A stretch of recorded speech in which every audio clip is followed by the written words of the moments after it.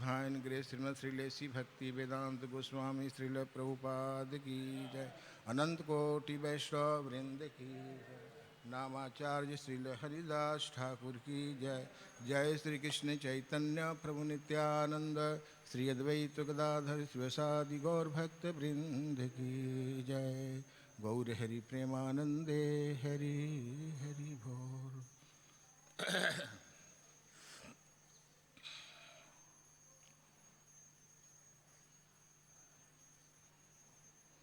ॐ अज्ञानतिमिरान्धस्य ज्ञानाञ्जनशलाकया चक्षुरुन्मीलितं येन तस्मै श्रीगुरवे नमः।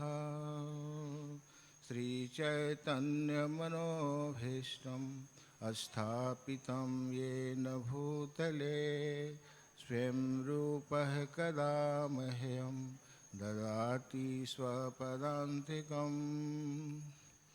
वन्देऽहं श्रीगुरोः श्रीयुतपदकमलं श्रीगुरून् वैष्णवांश्च श्रीरूपं साग्रजातं सहगण रघुनाथान्वितं तं सजीवं सावद्वैतं सावधूतं परिजनसहितं कृष्णचैतन्यदेवं श्रीराधाकृष्णपादान् सहगण ललिता श्रीविशाखान्वितांश्च वंशाकल्पतरुभ्यश्च कृपासिन्धुभ्यैव च पतितानां पावनेभ्यो वैष्णवेभ्यो नमो नमः।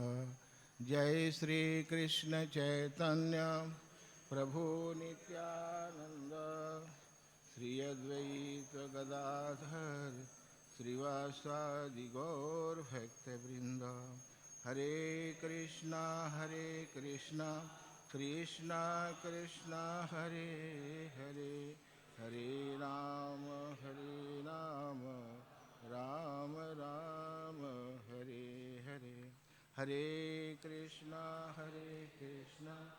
कृष्णा कृष्णा हरे हरे हरे राम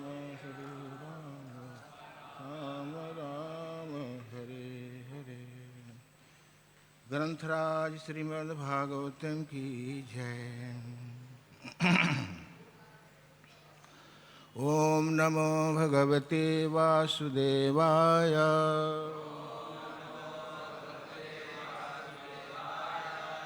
ओम नमो भगवते वासुदेवाय।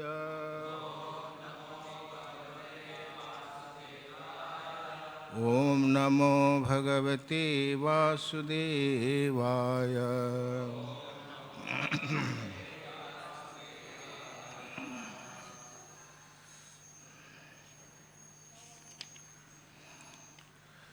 श्रीमद् भागवतम दशम स्कंध अध्याय 16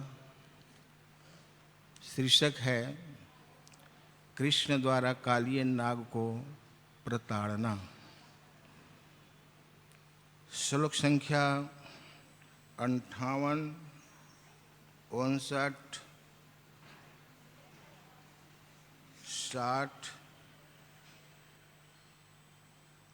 61, 62 4 श्लोकों में है। क्योंकि पिछले कालिय नाग के द्वारा किए गए संबोधन को वर्णन हो चुका है। उसमें केवल 59 से 59, 60, 61 और 62। तो 59, 60, 61 में अनुवाद नहीं है, अब व्याख्या नहीं है। 62 में व्याख्या है। इसलिए हम जिस श्लोकों की व्याख्या नहीं है उन श्लोकों को हम उच्चारण कर लेते हैं, पाठ कर लेते हैं। तत्पश्चात पुनः हम 62 श्लोक की पुनरावृत्ति करेंगे। ग्रंथराज श्रीमद् भागवतम की जय।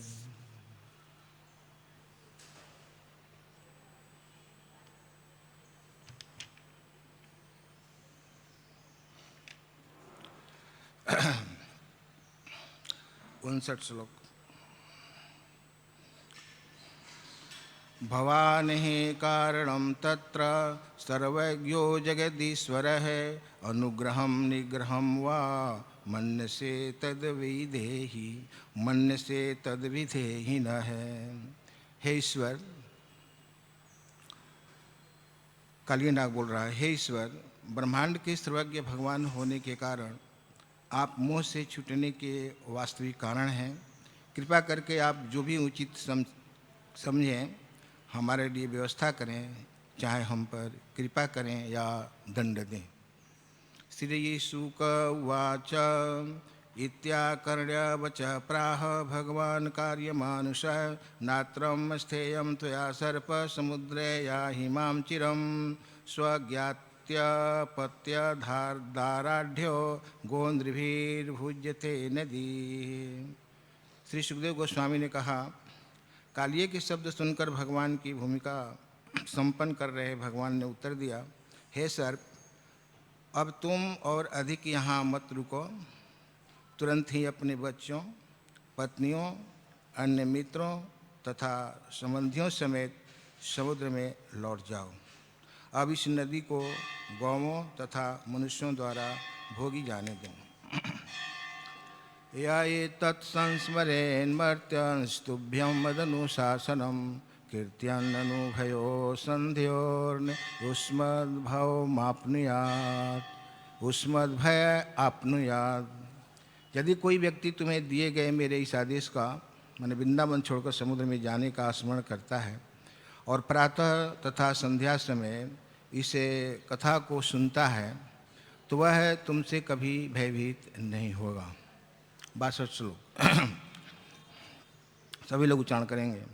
ओ यस्मिन् अस्नत्वा मताक्रीडे देवे आदिन् तर्पयेत् जलैः उपोष्य माम् स्मरन् अर्चेत् सर्वपापैः प्रमुच्यते। यो यस्मिन् स्नात्वा मदाक्रीडे यो यस्मिन् स्नात्वा मदाक्रीडे देवादिंस्तर्पयेत् जलैः देवादिंस्तर्पयेत् जलैः उपोष्य मां स्मरन् अर्चेत्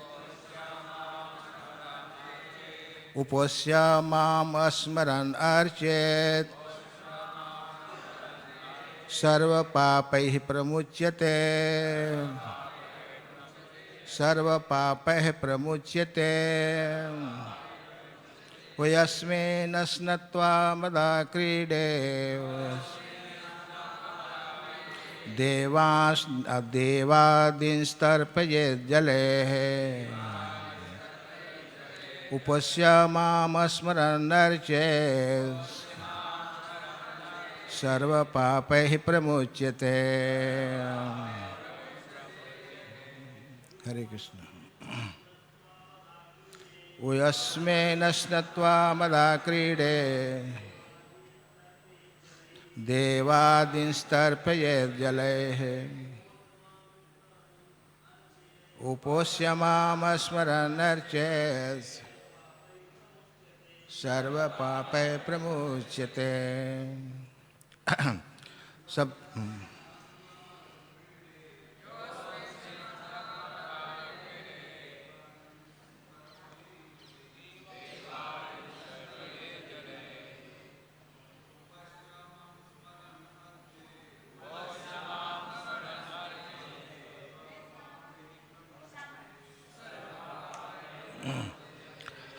श्रील प्रभुपाद जी के द्वारा अनुवाद। शब्दार्थ। यह है जो अस्मिन् इसमें मतलब जमुना नदी में स्नात्वा स्नान करके मत आक्रीडे मेरी लीला के स्थान पर देवयादेन देवतागण तथा अन्य पूज्य व्यक्ति को तर्पयेत तृप्त करता है। जलय जल से, उपोष्य उपवास रखकर, माम मुझको, स्मरण करते हुए, अर्चयत पूजा करता है, सर्व पापैः सारे पापों से, प्रमुच्यते छूट जाता है। अनुवाद।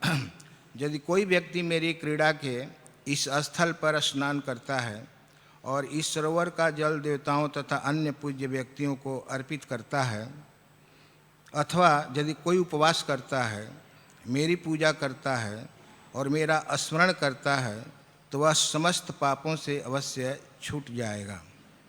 श्रील प्रभुपाद जी के द्वारा तात्पर्य। आचार्यों के अनुसार भगवान ने यह श्लोक कालिये को यह स्पष्ट करने के लिए कहा कि वह किसी भी हालत में यमुना के सरोवर में रह नहीं सकता था। यद्यपि भगवान ने सर्प को क्षमा कर दिया था और उसको अपने सभी साथियों समेत समुद्र में जाने का आदेश दे दिया था। कालियों को भूलकर भी उस सरोवर में रहने की प्रार्थना नहीं करनी चाहिए, क्योंकि आध्यात्मिक यात्रियों के लिए इसे अब पवित्र स्थल बनना था। ग्रंथराज श्रीमद् भागवतम की जय। हरे कृष्णा कृष्णा कृष्णा हरे हरे, हरे राम राम राम हरे हरे।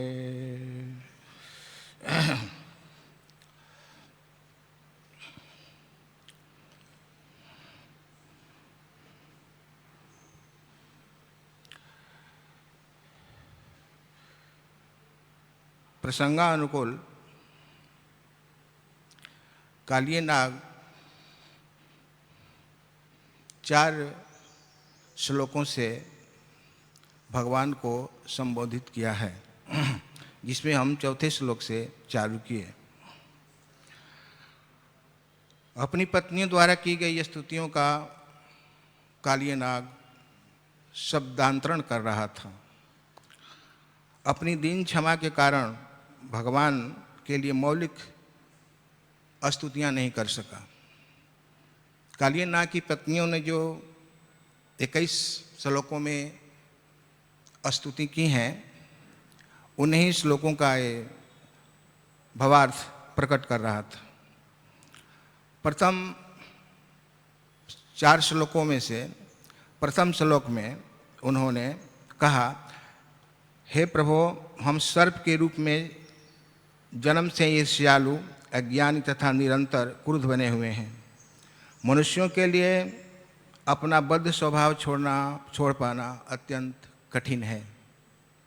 दूसरे श्लोक का भाव यह है, हे परम विधाता, आप सृष्टि के मूल कारण हैं। ब्रह्मा जी तो गौण कारण हैं, आप सर्ग हैं तो वे विसर्ग हैं, उनके द्वारा दोबारा सृष्टि होती है। तीसरे श्लोक का भाव है, हे भगवान, आपकी भौतिक सृष्टि जितनी भी योनियां हैं, उनमें से हम सर्पगण स्वभाव से ही क्रोधी हैं। आपकी माया शक्ति बड़ी प्रबल है, उसे त्याग पाना अत्यंत कठिन है। चौथे श्लोक का भाव है, हे ईश्वर, आप सभी कारणों के परम कारण हैं। आपकी कृपा से ही कोई भी जीव माया से छुटकारा पा सकता है, क्योंकि आपकी माया अत्यंत प्रबल है। कृपा करके आप जो भी उचित समझें हमारे लिए व्यवस्था करें, चाहे हम पर कृपा करें या दंड दें। 4 श्लोकों का भाव संक्षिप्त रूप में। पहले श्लोक में कालिये ने अपने क्रोध स्वभाव का वर्णन किया है। कालिये का वर्णन इस प्रकार से आता है, इनका इतिहास इस तरह से है। कालिये पूर्व जन्म में वेदशिरा नाम के मुनि थे और एक और मुनि थे जिनका नाम था अश्वशिरा। ये दोनों मुनि विंध्य पर्वत पर तपस्या करने के लिए गए। जो वेद शिरा हैं वे कालिए नाग बने हुए हैं। तपस्या करने के लिए एक जगह एकत्रित हुए, तो वेद शिरा मुनि कालिए नाग पर, अरे अश्वशिरा जी पर क्रोधित हो गए। उनके बातें अच्छी नहीं लगी। कहे कि हे ब्राह्मण, आप तप करने के लिए यहाँ आए हैं, लेकिन आप जानते हैं कि यहाँ मैं रह रहा हूँ विंध्य पर्वत पर, तो आपको यहाँ आने की क्या आवश्यकता है? आप दूसरी जगह भी तप कर सकते हैं। लेकिन वेद शिरा ने कहा कि आप, हाँ ऐसा कही इस प्रकार से कि आपको यहाँ नहीं आना चाहिए था, यहाँ आना हमारे लिए उचित नहीं है। तो इस पर अश्वशिरा ने कहा कि हे वेद शिरा जी, यह जो धरती है, यह जो पर्वत है, ये तो भगवान के द्वारा दिया हुआ है, ये सब भगवान की संपत्ति है। यहाँ तो कितने लोग आकर के तप किए, अगर हम भी यहाँ आकर तप करें तो इसमें दोष क्या है? उन्होंने कहा कि नहीं, आप थोड़ी सी, मैंने अश्वशिरा बोला, आप थोड़ी सी बातों पर क्रोधित हो जाते हैं, आपके स्वभाव सर्प जैसे हैं, इसलिए आप सर्प बन जाइए। अश्वशिरा जी दधीची ऋषि हैं। दधीची ऋषि का एक दूसरा नाम है अश्वशिरा। अश्व माने घोड़ा होता है, घोड़े के सिर से अश्विनी कुमारों को ब्रह्म विद्या का उपदेश दिए थे, इसलिए इनका नाम अश्वशिरा पड़ा। तो ये दधीची ऋषि हैं, ये भृगुवंशीय ब्राह्मण हैं। और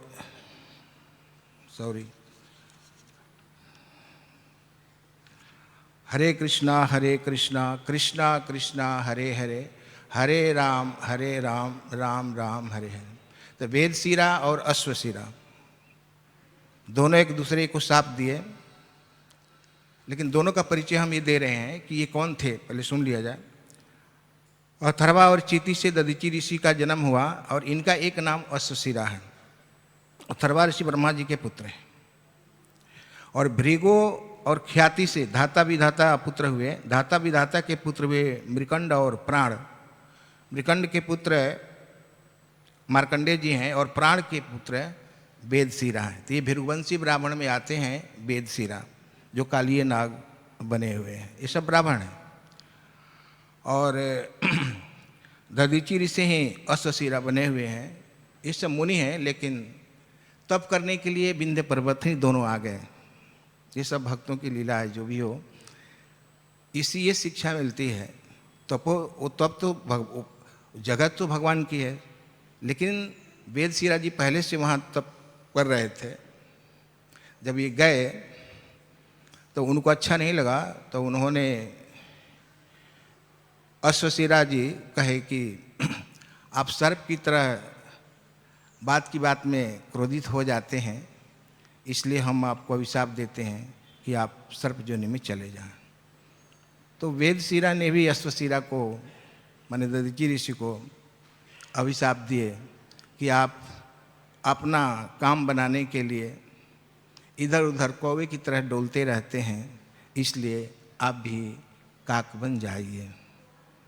दोनों तरफ से साफ साफी हो गए, दोनों तरफ से साप एक दूसरे को मिल गया। उसी बीच दोनों के बीच में भगवान विष्णु प्रकट हो गए और दोनों से कहे कि काक मतलब काकभूषुंडी जी, याद रखिए। अब दोनों से भगवान विष्णु कहे कि आप दोनों मेरे भक्त हों। जैसे शरीर के अंदर दायां बायां दो भुजाएं हैं, दोनों समान हैं, उसी प्रकार आप दोनों मेरे भक्त हैं और मेरे लिए आप दोनों एक समान हैं। वेद शिरा से कहे, वेद शिरा आप चिंता न करें, सर्प योनि में भी आपके ऊपर मेरे दोनों चरण चिन्ह अंकित होंगे और आपको इससे गरुण जी का भय नहीं रहेगा, आप अभय हो जाएंगे। और काकभूषुंडी जी से कहे कि आप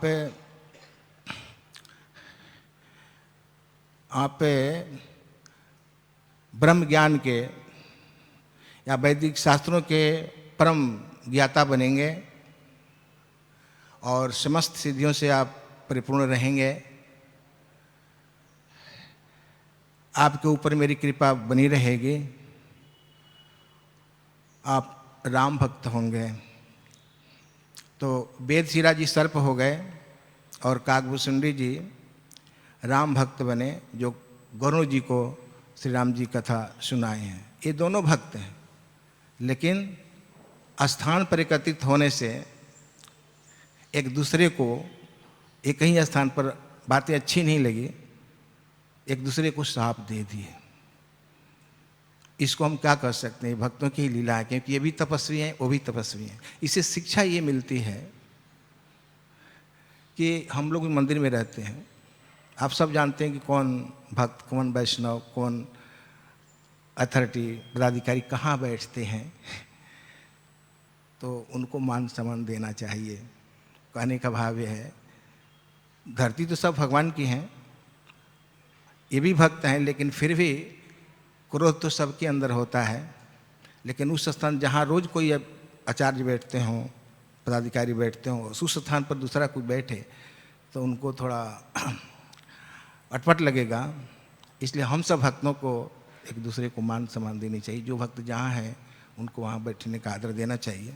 उस स्थान पर दूसरों को नहीं है तो कोई कहीं भी बैठ सकता है। लेकिन ये दोनों तपस्वी हैं, लेकिन अपने अपने तप का प्रभाव दिखा दिए एक दूसरे को। अश्वशिरा जी वेदशिरा जी को सर्प बना दिए और वेदशिरा जी अश्वशिरा जी को कौवा बना दिए। देखिए, एक सर्प हो गए, एक कौवा बन गए, माने अपना चमत्कार दिखा दिए तप का।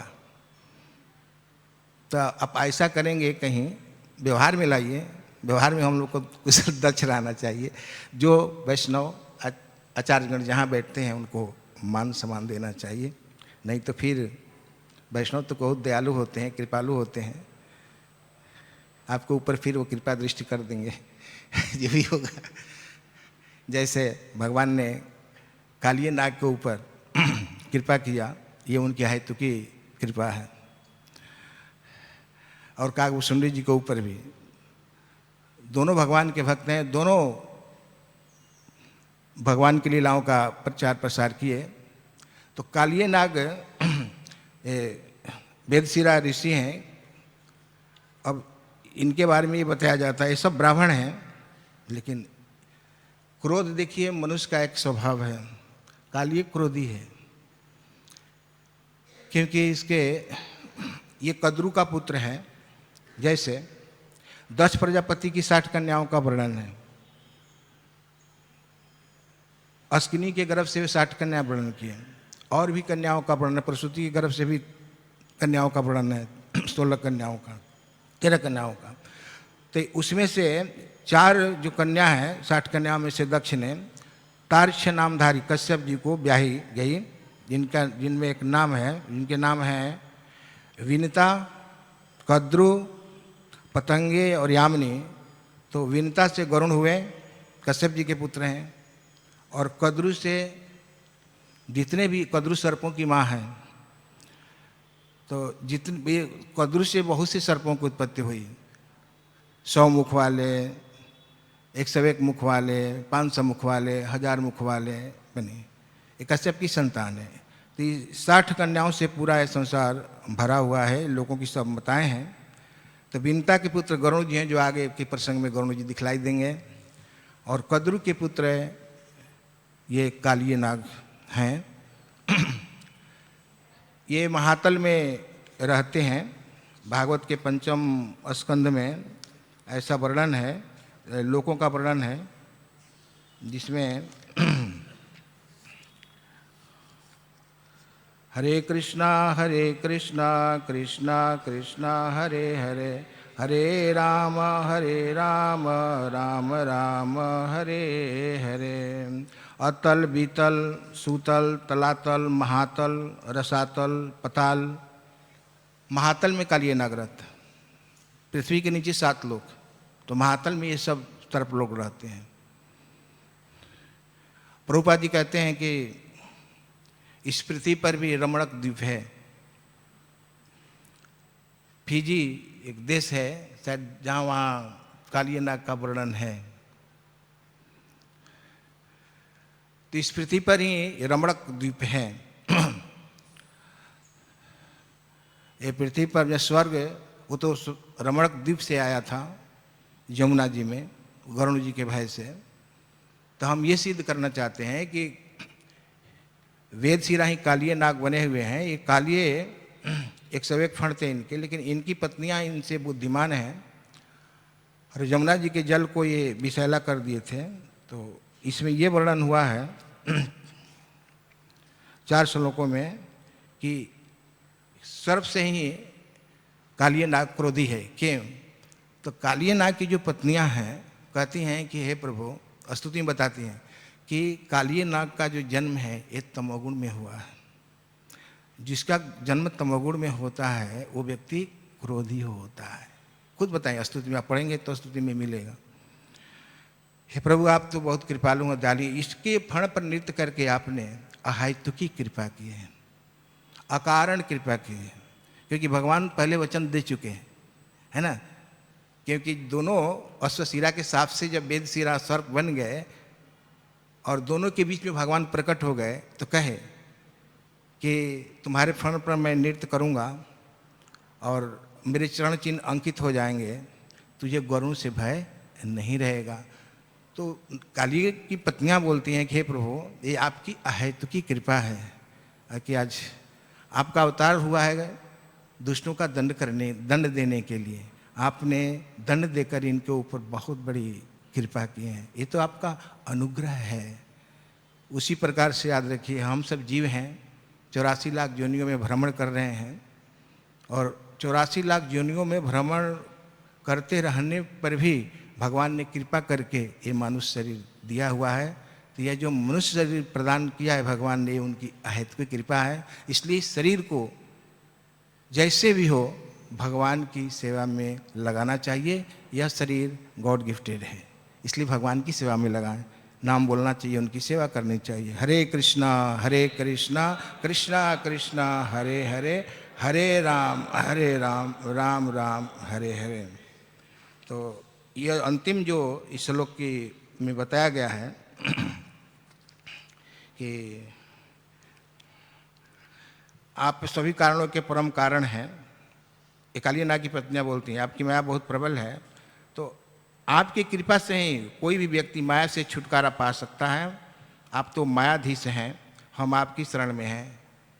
आप चाहे मुझे जैसा आदेश दें, मैं आपके आदेशों का पालन करूंगा। एक कालिए की अंतिम बात है 4 श्लोकों में जो भगवान को संबोधित किया है। तो भगवान ने कालिए नाग, सुखदेव गोस्वामी कहते हैं, कालिए नाग के शब्द सुनकर भगवान ने उत्तर दिया, हे सर्प, अब तुम और अधिक यहाँ मत रुको, अपने परिवार समेत अब तुम आकाश मार्ग से उड़कर रमणक द्वीप चले जाओ जहाँ से आए हो। तो इस प्रकार भगवान के आदेशों को स्वीकार करके कालिए नाग रमणक द्वीप आकाश मार्ग से चला गया। वह भगवान को बहुत प्रकार से गिफ्ट दिया, अगले श्लोक में वर्णन है। उनके द्वारा उनके चरणों पर जो चिन्ह भगवान अंकित किए हैं 19 चिन्ह, उनका भी वर्णन है। ये आपको जो आगे जो प्रवक्ता प्रवचन करेंगे वो आपको सुनाएंगे। तो अब भगवान देखिए इस प्रस्तुत श्लोक में बता रहे हैं 62 श्लोक में कि यदि कोई व्यक्ति मेरी क्रीड़ा के इस स्थल पर स्नान करता है, माने कालिए दहन में, और जो सरोवर का जल, इस जल को देवताओं या अन्य पुरुषों को अर्पित करता है, अथवा कोई इस तट पर रखकर उपवास करता है और मेरी पूजा करता है और मेरा स्मरण करता है, तो वह समस्त पापों से छुटकारा पा जाता है। मैंने स्नान करना, प्रस्तुत श्लोक में ये 5 बातें बताई गई हैं यदि कोई मेरी क्रीड़ा के इस स्थान पर माने कालियदह में स्नान करता है, जमुना स्नान का बहुत बड़ा महत्व है प्यारे बंधुओं।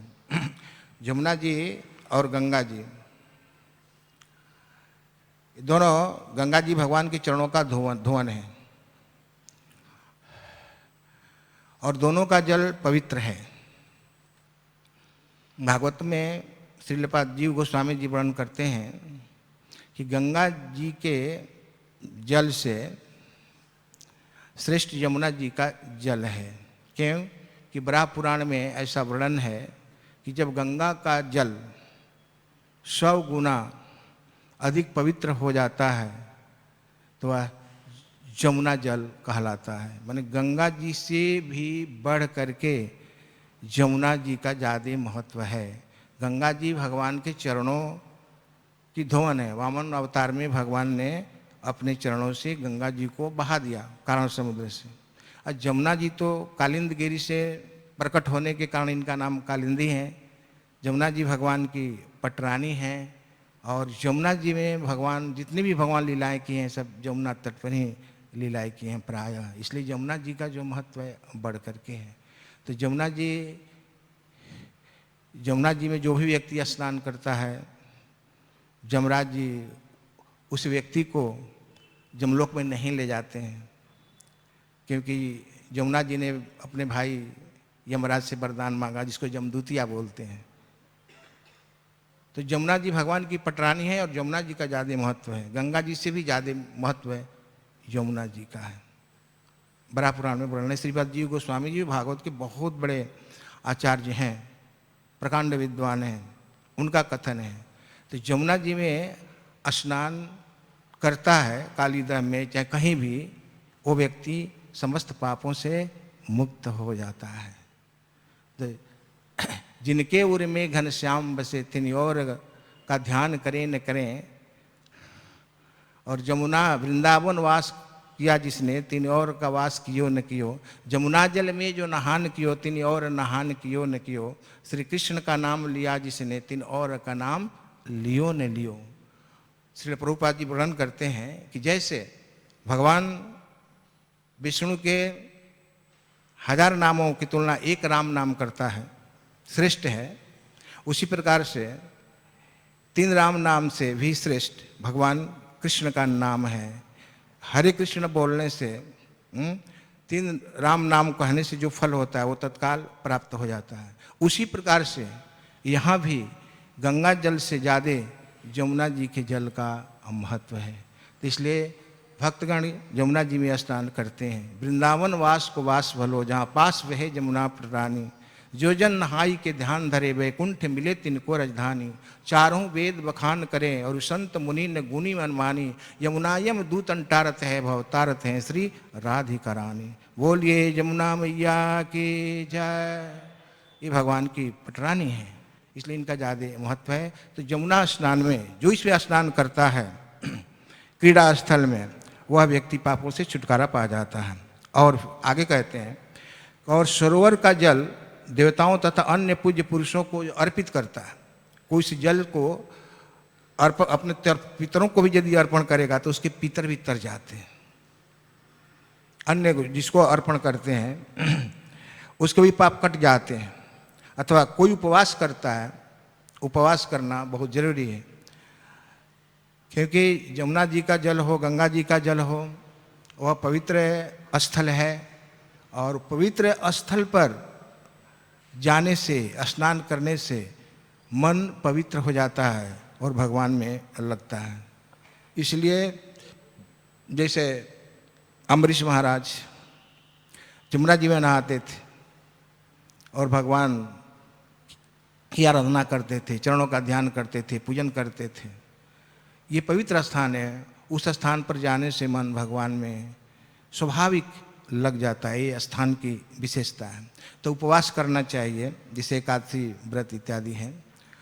एकादशी व्रत उपवास करने से शक्ति मिलती है भगवान की, तो उसके पाप नष्ट हो जाते हैं।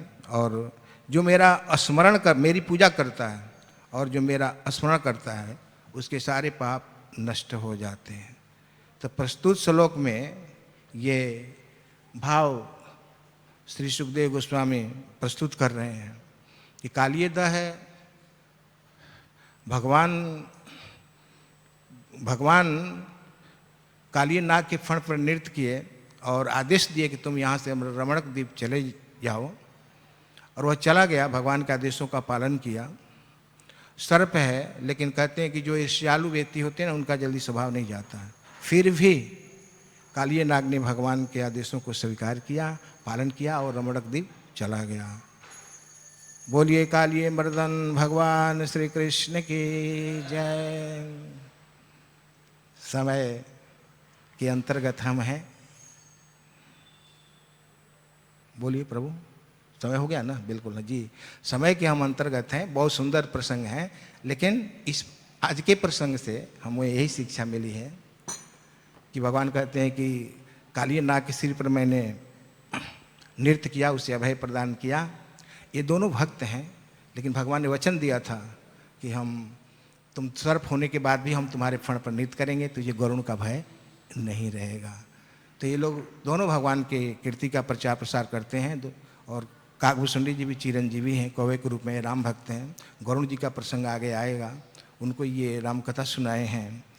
तो ये बहुत सुंदर प्रसंग है। मेन शिक्षा मिलती है यही जो हमने निचोड़ रूप में बताया कि क्रोध तो स्वाभाविक सबके अंदर, हनुमान जी के अंदर भी क्रोध था, जो रावण लंका को जला दिए हैं। क्रोध है सबके अंदर, लेकिन क्रोध को सहन करने की सब में क्षमता होनी चाहिए। क्रोध आवे तो हम चुप हो जाना चाहिए, थोड़ा रुक जाएं, क्योंकि हमारे गोस्वामीगण बोलते हैं कि वाचो वेगम मनसा क्रोध वेगम। क्रोध एक प्रकार का वेग है, सब जनन इंद्रियों का वेग है, आवेश है। आपकी आज्ञा का पालन न करने से कोई भी व्यक्ति, पिता हो चाहे अपुत्र हो, चाहे पत्नी हो, चाहे बच्चों कोई भी हो, यदि उनकी आज्ञा को कोई नहीं मानेगा तो स्वाभाविक उनको क्रोध आ जाता है। वो आपके हित के लिए ही करते हैं। तो क्रोध सबके अंदर है, लेकिन क्रोधियों का इतिहास देख लें। अभी क्रोध किए तो बन गए ना, सर्प बन गए, कौवे बन गए। तो क्रोध को कंट्रोल करना चाहिए। सबके पास क्रोध है, फिर भी चुप हो जाना चाहिए। वो वेग है, सहन करना चाहिए और सहनशील बनना चाहिए। तो हम सब भक्त हैं, भक्तों को सहनशीलता की शिक्षा दी जाती है। चैतन्य महाप्रभु की यही वाणी है, हम लोग चैतन्य महाप्रभु की परंपरा में है। त्रिणाद्यपि सुनिचेन त्रोरपि सहिष्णुना अमानिना मान देना कीर्तनियों सुधारी। एक दूसरों को मान सम्मान देते हुए आपस में प्रेम भाव से रहना चाहिए। बोलिए श्री कृष्ण भगवान की जय। ग्रंथराज श्रीमद्भागवतम की जय। गौर हरि प्रेमानंदे हरि हरि बोल। हरे कृष्ण। धन्यवाद।